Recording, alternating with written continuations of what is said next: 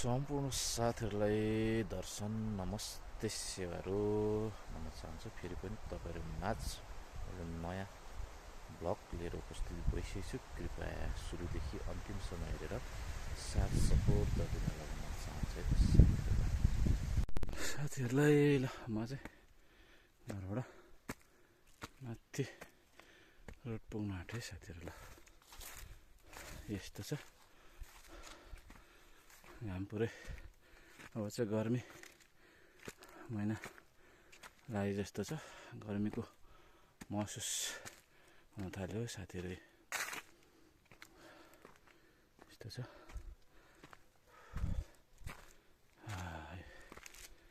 ल अहिले गर्नलाई साथीहरू भिडियोलाई चाहिँ बजार लाग्दैछ घरबाट।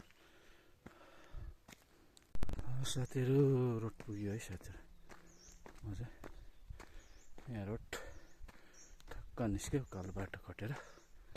देख्न सक्नुहुन्छ रोड साथीहरू। यो चाहिँ तपाईँलाई मायाक एक अथवा यासोक बजारबाट पिपलबाटै कुमायाक 5 जाने साबिक स्याब्रुममा जाने बाटो है साथीहरू।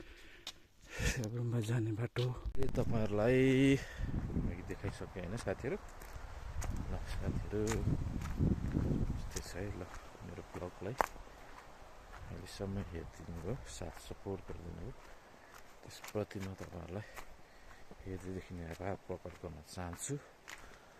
र पहिलोचोटि मेरो ब्लगलाई हेर्दै हुनुहुन्छ भने कृपया लाइक कमेन्ट सेयर गरिदिनु भन्न चाहन्छु। र मेरो युट्युब च्यानलमा पनि गएर प्रेमसुन्दर च्यानल गएर लाइक नै सब्सक्राइब गरिदिनु होला भन्न चाहन्छु। हस् त बाई बाई, टेक केयर।